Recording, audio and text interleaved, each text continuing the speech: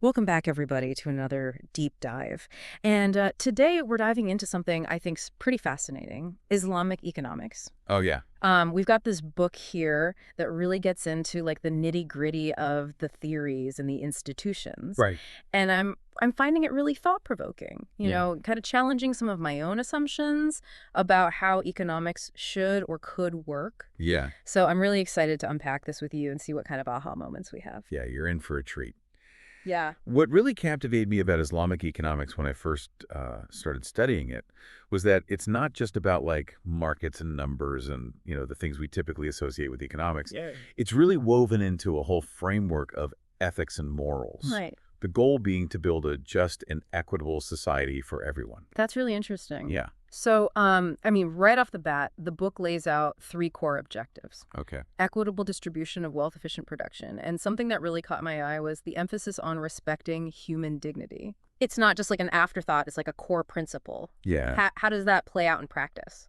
Well, think of it this way. Human dignity kind of acts as a safeguard against, unchecked growth or uneven distribution. Okay.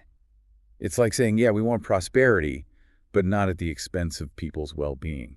Right. So it's kind of like a built-in ethical compass Exactly. guiding economic activity. Yeah, and it goes even deeper than that when you look at the concept of risk, which translates to godly sustenance.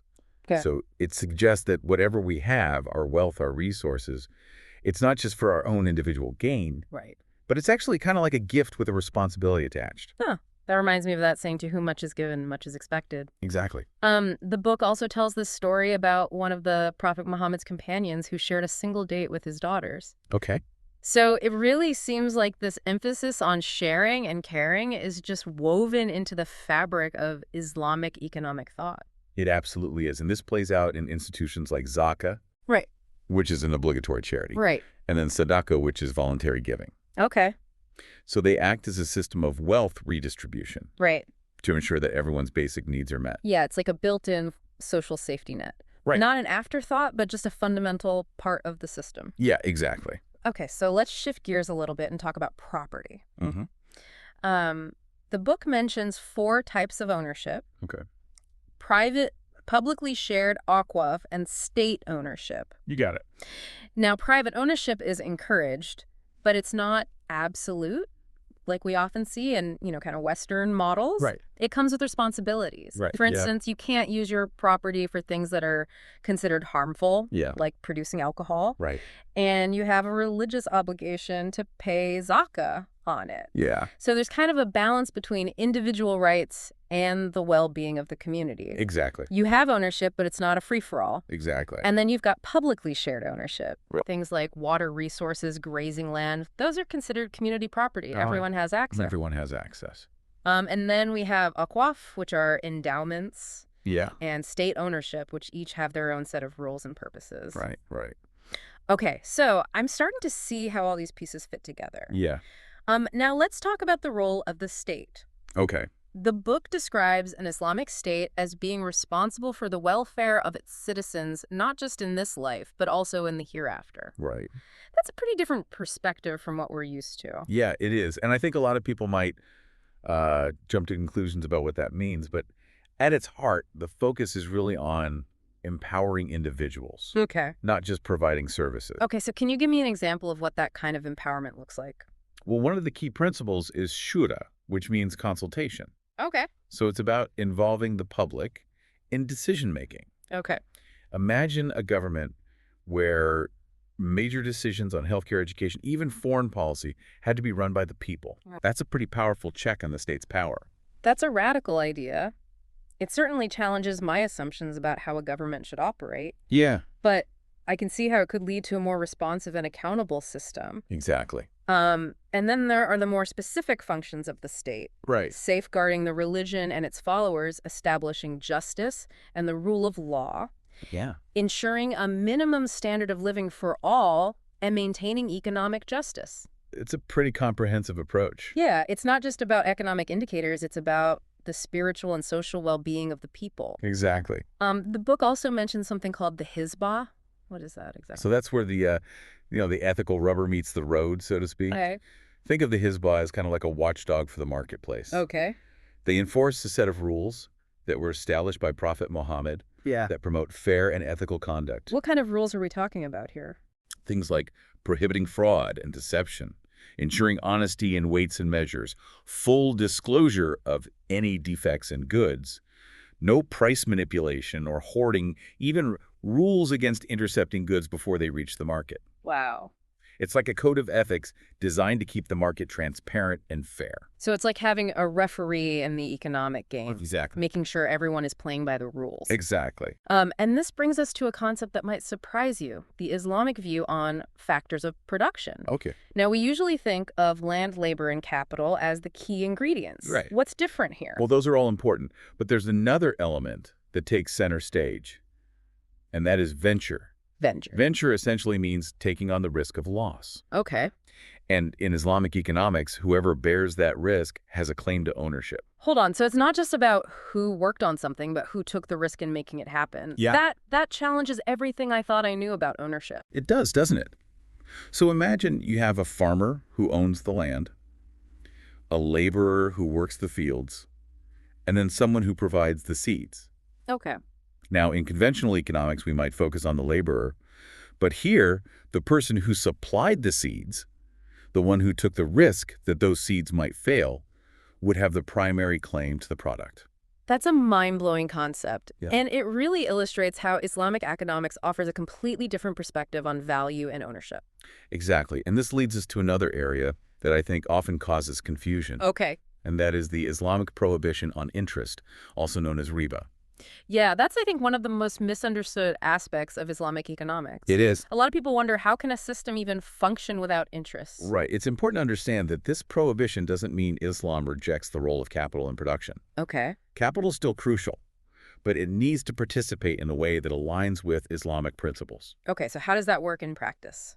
Well, there are two primary ways. Hiring, where capital owners essentially rent out their capital for a fixed return, Okay. similar to leasing, Okay. and then profit sharing, Okay. where capital owners invest in ventures and they share both the risks and the rewards alongside other stakeholders. So it's more about aligning incentives and ensuring that everyone involved benefits fairly from the venture. Exactly. It's like a partnership Yeah. rather than a traditional lender-borrower relationship. Gotcha. And then the book also mentions this concept of markup as a way to price deferred payments. Okay. Can you explain that a bit more? Sure. So think of it this way. Let's say you want to buy a car, but you can't afford to pay for it all at once. Okay. Instead of charging interest, which is prohibited, Islamic finance uses a markup. Oh. So the seller discloses the costs of the car and adds an agreed-upon profit margin. So it's similar to a transparent form of installment buying. You got it. You know, the exact cost and the profit margin up front. Exactly. And it avoids the ethical concerns associated with interest ensuring fairness for both the buyer and the seller. This is all incredibly insightful. Good. We've covered a lot of ground, from the ethical foundations of Islamic economics to its unique approach to property, the role of the state, and the complexities of capital and finance. And I have a feeling we're just getting started. Yeah, we are. This is a deep dive for sure. Yeah, it is. So much to unpack here, but I'm really enjoying it. Good, me too. So we're going to take a quick break, and we'll be back in just a moment to continue our exploration of Islamic economics. Sounds good. So we've been exploring some pretty big concepts, in Islamic economics, Yeah. the role of the state, how property ownership works, even how risk impacts value. Right. But what I'm really fascinated by is how these principles kind of filter down to the individual level. Right. How do Islamic teachings actually impact, everyday economic decisions, consumer behavior? That's a great question, and it's easy to kind of get caught up in the macro view, but yeah, Islamic economics is very much about personal choices too. Right. It really encourages this mindset of moderation, focusing on fulfilling your needs, but without that excessive consumption. So it sounds a lot like the, mindful spending movement that's gaining traction these days. Well, exactly. Just being really conscious of your purchases, avoiding, unnecessary consumption. Exactly, yeah. It's about recognizing that resources are finite and that we should be using them responsibly. Yeah. And there's also a strong emphasis on benevolent spending. Okay. So things like charity contributions to social causes. Right. This goes back to the concept of risk. Yeah. Understanding that our resources are ultimately gifts Right. and that we have a responsibility to share with those in need.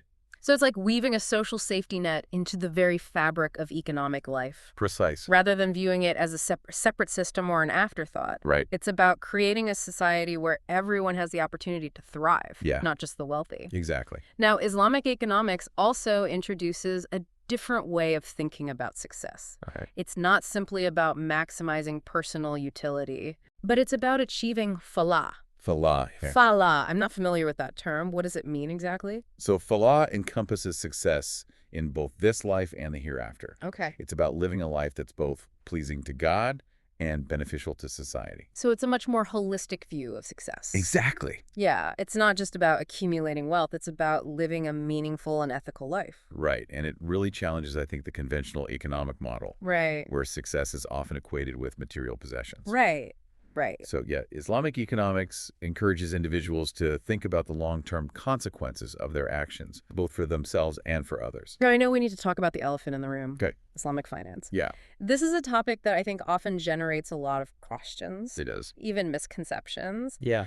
So I think a lot of people are curious about how Islamic finance actually works in practice, Right. especially with the prohibition on interest. Yeah, it's definitely a unique approach.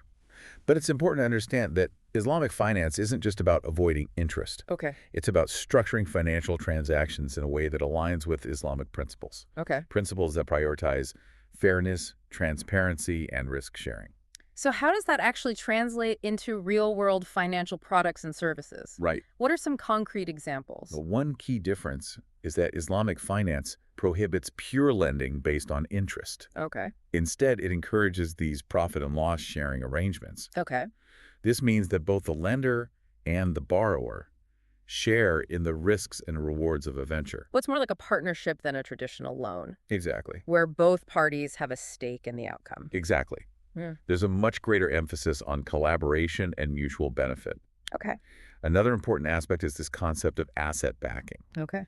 So Islamic financial products are typically linked to tangible assets, Okay. things like real estate commodities. So it's grounded in real economic activity rather than abstract financial instruments. Precisely. Yeah, it's about creating a more stable and ethical financial system. Okay, so let's delve a little deeper then into some specific examples of Islamic financial products. Sure. I'm ready to get into the nitty-gritty. Okay, so one popular example is murabaha. Okay. This is a cost-plus financing arrangement Okay. where the seller discloses the cost of the asset and adds an agreed-upon profit margin. So instead of charging interest, it's like a transparent form of installment buying. You got it. You know exactly what the cost is and what the profit margin is up front. Exactly. Okay, cool. Another common product is ijara. Ijara. This is a leasing contract where the lessorette retains ownership of the asset and leases it to the lessee for a fixed period. So similar to a conventional lease, Right. but structured to comply with Islamic principles. Exactly. Gotcha. And then there's mudaraba. Mudarba, yeah, this is a profit-sharing partnership Okay. where one party provides the capital and the other party manages the business. So it sounds like a joint venture where both parties contribute and share in the profits, but without the element of interest. That's a great way to put it, yeah. Okay, cool. So these are just a few examples of the many innovative financial products that have emerged within the Islamic finance industry. It's remarkable how Islamic economics has developed such sophisticated mechanisms It is. to navigate the world of finance while staying true to its core values. It speaks to the adaptability and the creativity of the system. Right. And it's actually gaining increasing attention globally Yeah, I can see why. as people seek more ethical and sustainable alternatives to conventional finance. This has been a truly eye-opening exploration of Islamic economics so far. Good. I'm glad. We've covered a lot of ground from the principles that guide consumption to the intricacies of Islamic finance. And we're not finished yet. Oh, there's more. There's more. In the final part, we're going to examine the intersection of Islamic economics with some of the most pressing issues of our time. Oh, Things like income inequality, environmental sustainability, big issues. big issues, yeah. And we're going to explore how the principles we've discussed can offer potential solutions to these global challenges. We've spent this deep dive exploring the principles and practices of Islamic economics, and it's a system that honestly challenges a lot of my preconceived notions about how economies work. But the big question for me is, can this framework offer solutions to the real-world problems we face today? Yeah. Things like income inequality, poverty, climate change, environmental degradation. Those are some of the biggest challenges facing humanity today. Huge. And you're right to ask how Islamic economics might address them. Yeah. Let's start with income inequality, Okay. a growing concern in many parts of the world. Islamic economics, with its focus on just distribution of wealth, provides some interesting tools. Yeah, we touched on zakah earlier, that obligatory charity. Right. Could that be part of the solution? Absolutely. Zakah is a built-in mechanism for wealth redistribution. Okay. It's not just charity. It's a mandatory obligation for those who can afford it. To contribute to the well-being of the less fortunate. Right. And it goes beyond that. Islamic inheritance laws are also designed to prevent wealth from concentrating in the hands of few. So it's about creating a more level playing field from the outset. Exactly. Okay. And it's not just about redistributing existing wealth. Ah. Islamic economics also emphasizes creating opportunities for everyone to participate in economic activity. Right. There's a focus on empowering individuals to generate their own income, Right. not just providing handouts. Right. So it's about sustainable solutions, not temporary fixes. Exactly. Okay, now let's shift gears to the environment. Okay. Climate change, pollution, resource depletion, these are huge issues. They are. How does Islamic economics approach them? Well, one of the core principles is this idea of stewardship. Okay. We're caretakers of the earth, responsible for using its resources sustainably. Right. There's a concept in Islam called khalifa, Okay. which means vice-pregerent or caretaker. Okay. It emphasizes our duty to protect and preserve the planet for future generations. So there's a clear ethical imperative to act responsibly. Right. But are there any concrete mechanisms within Islamic economics that could promote sustainability? One exciting area is Islamic finance. Okay. There's a growing movement within the industry to develop financial products that support sustainable businesses and projects. Okay. For example, you have green sukuk bonds Mm-hmm. that are specifically designed to finance renewable energy projects or investments in sustainable agriculture. So it's about aligning financial incentives with environmental goals. Exactly. That's a powerful approach. It is, and it's gaining traction as more investors seek ethical and sustainable investment options. Right. There's also a lot of discussion around using waqf Okay. or endowments to support environmental conservation. Interesting. Imagine endowments dedicated to protecting forests, cleaning up polluted rivers, or promoting sustainable farming practices. That's a fascinating idea. Yeah. Using traditional Islamic institutions to address contemporary environmental challenges. Right. It seems like there's so much potential here.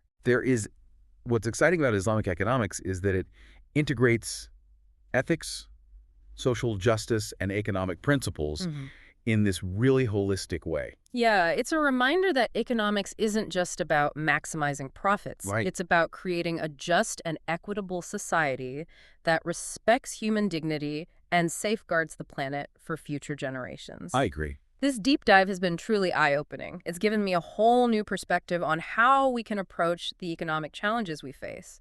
Islamic economics isn't just an alternative system. Right. It's a framework that offers valuable insights and practical solutions for building a better future.